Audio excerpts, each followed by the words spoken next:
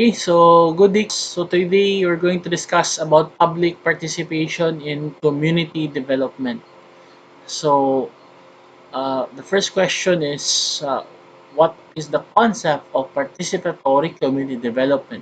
So according to Dinbabo in 2003, like, participatory community development is understood broadly as the active involvement of people in decision making regarding the implementation of processes, projects, and programs that affect them in the community. The core element of participatory community development is in viewing the term participation as an exercise of the power of the people in acting and thinking and in controlling their actions within a collaborative framework. The principal concept of participatory community development should include taking initiatives by themselves in terms of deliberations, individual thinking, and the combined effort of people in the community. Furthermore, Bassett in 2004 defines participatory community development as promoting community self-organization, especially when the state does not have the necessary resources for assuming all of its responsibilities regarding socio-economic development and basic human needs. For the second question, why is communication indispensable in participatory community development and how can this be done effectively? So according to Bassett in 2004, communication is considered a vital component of participatory community development. The researcher working within a community is also considered as a communication actor. A particular approach towards a district, the attitude adopted in the interaction with community members, the way issues are understood and discussed, the way information is shared and collected, these all require ways of establishing communication with people in the community. The way communication is nurtured and established will affect how the people that are involved will feel about the raised issues, including how they will participate or not in a development or research initiative. Effective communication is a two-way initiative and should never be one-way dissemination of information. It must not include things that tell people what they should or should not do. There are three sets of events that in making participatory community development communication more effective. The first set of events involve approaching a local community by understanding the local setting and approaching the community. The second set of events involves the community and other stakeholders planning a development initiative or research. It also consists of bringing people to identify a common goal or development problem, discover potential dimensions and solutions, decide on actions to implement or experiment, and identify the necessary conditions for terms of the partnership, material conditions, and knowledge. The third set of events requires developing a communication strategy that involves preparing a communications plan in support of the group of actions by the stakeholders, facilitating partnership building, facilitating the acquisition of knowledge required to implement the activities, and planning utilization and sharing of results. Furthermore, according to Bassett in 2004, these are the steps needed to plan and implement participatory development communication. Step 1, establishing a relationship with the local community and understanding the local setting. Step 2, involving the community in the identification of a problem in its potential solutions and the decision to carry out concrete initiative. Step 3, identifying the different community groups and other stakeholders concerned with the identified problem and initiative.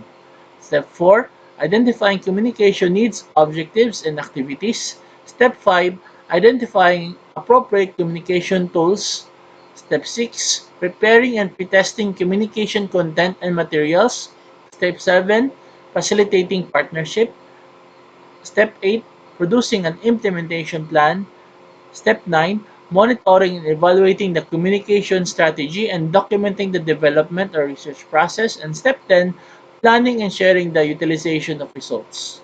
The third question, what are the phases in undertaking participatory community development? According to Green and Haynes in 2017, the phases of participatory development start with organizing the community before moving on to visioning planning, before finally going into evaluation and implementation. So, community organizing. Organizing starts with a singular person wanting to change one thing. Organizing also takes different forms, such as union organizing, which focuses on workers within the same industry or employer. There is also constituency organizing, which deals with group characteristics such as gender, sexual orientation, language, and race. Community organizing focuses on mobilizing people within a specific area. The various community organizing models include the Alinsky model, a professional organizer working with existing organization identifying common issues. The Boston model relies heavily on the appeals of each person's self-interest, and the Acorn model is based on multi-issue organizations with more political components than the previous models. Public participation. So the four types of public participation includes public action, public involvement, electoral participation, and obligatory participation. In the community development process, public participation begins with a public step, shifting up to public participation depending on the organizational context and process ownership. So, community visioning. Visioning represents the latest transformation in the process that strives ideally to involve all residents in deciding and creating their mutual future. Visioning is also an asset-based approach in community development. The visioning process is needed to determine where the community will be headed.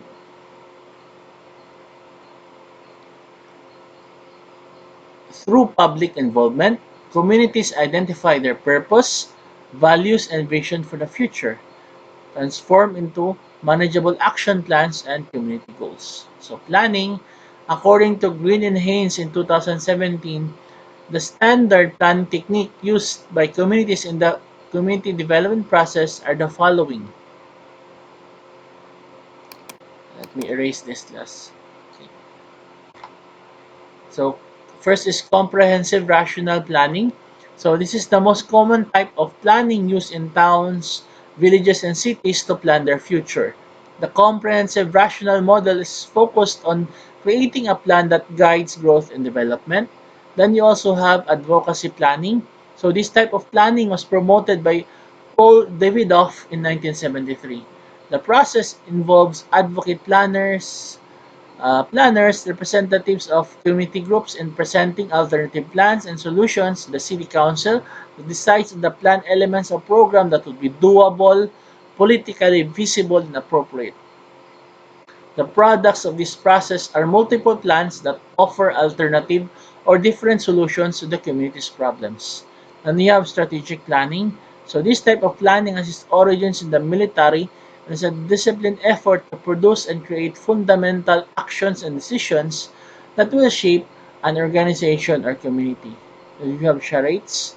So this is a physical, collaborative, design-based approach that makes a community focus intensively rather than comprehensively on a particular site in arriving at a consensus to execute and design a project. Then monitoring, evaluation, and revise. So according to Green and Haynes, most communities engaged in development are mostly not interested in monitoring the evaluation and progress efforts. However, there are several reasons why it is helpful for communities to measure uh, their progress and have their efforts evaluated. Okay, so let me fix this. Measure their progress and have their efforts evaluated. The first is that to keep the people and stakeholders in the community involved in the community development process by showing them tangible results. Then to show local governments, foundations, and other financial support groups that their resources are spent well.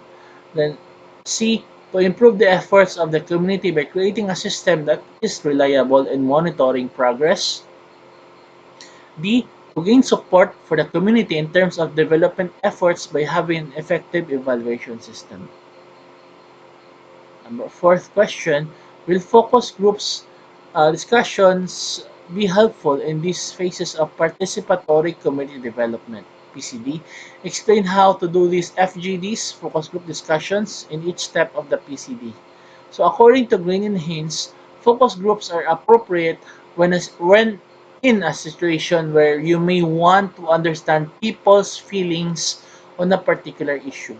For instance, public meetings provide an opportunity for residents to voice out their opinions and concerns about problems while listening to the voices of their neighbors in the process.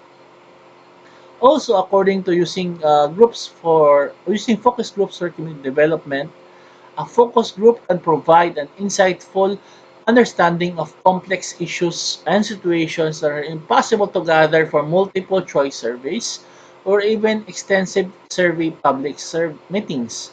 Focus groups are based on open communication and critical deliberation, leading to improved relations in the community, including trust and a sense of part ownership in future outcomes. So this is a suggested seating arrangement for a focus group discussion. Okay. So it's forming a circle.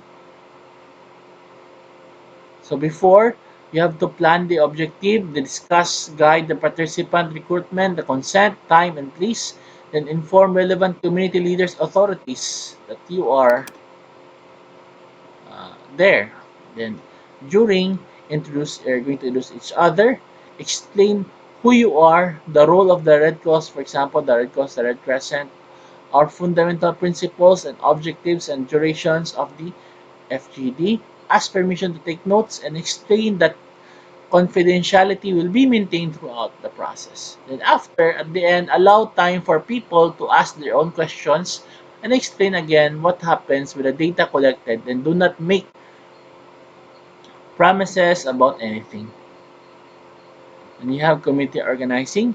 So in this stage, focus groups could be gathered to determine and identify the different stakeholders in the community, including identifying the key issues and concerns of a particular community and how you will be organized to participate in solution building.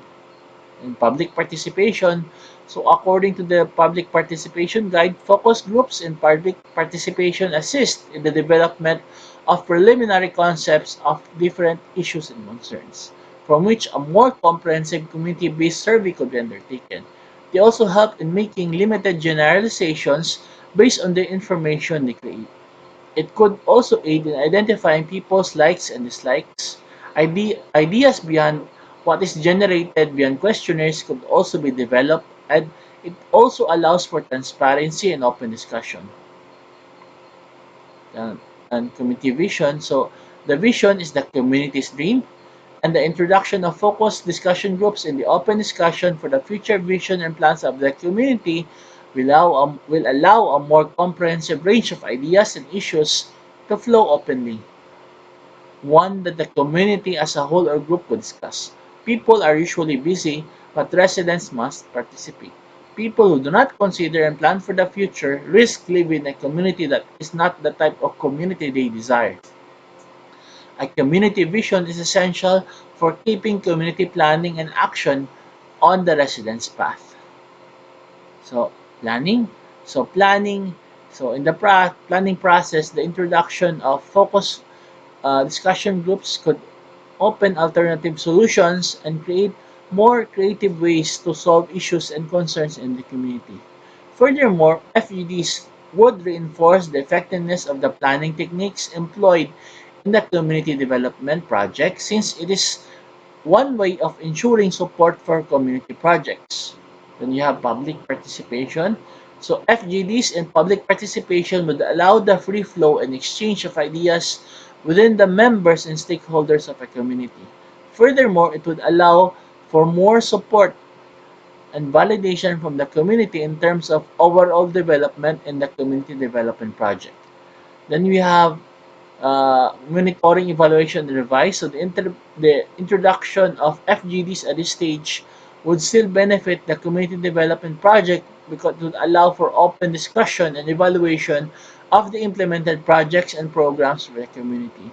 It would also allow for easier identification of issues and problems within the planning process. And the fifth question, what is community-based participatory planning, CBPP? So cite and explain each of the steps in the CBPP. So according to WFP in 2014, community-based participatory planning It's an easy to use and practical tool for vulnerable communities, cooperating partners, and government extension staff. So it is a 2 to 5 day exercise in the field to develop a 3-year program plan. Through the CBPP, communities that lack food are in the driver's planning seat while contributing to their development and resilience building efforts. So in general, the CBPP link people to their respective landscapes while providing an entry point in scaling up resilience building capabilities via asset creation and the actions of complementary partners. An example of such an initiative would be food assistance through cash, voucher, or food transfers for assets that can restore access to food by rehabilitating degraded lands, market infrastructure, feeder roads, and building disaster resilience. So, an example of the steps in the CBPP could be inferred from the WFP or the World Food Program initiative, which consists of 3 stages. So, namely, you have the national level, which is the integrated context analysis. So, this stage is concerned with a bigger picture of the program. In this stage, historical trends regarding the security of food, nutrition, and other information such as roads, land degradation, and markets are analyzed to identify priority areas of intervention and concern so that appropriate strategies will be employed. And you have the subnational level, the seasonal livelihood programming. So this stage is concerned with getting better at coordinating with partners. So this consultative process is used to design multi-sectoral, multi-year operation plans and gender lenses.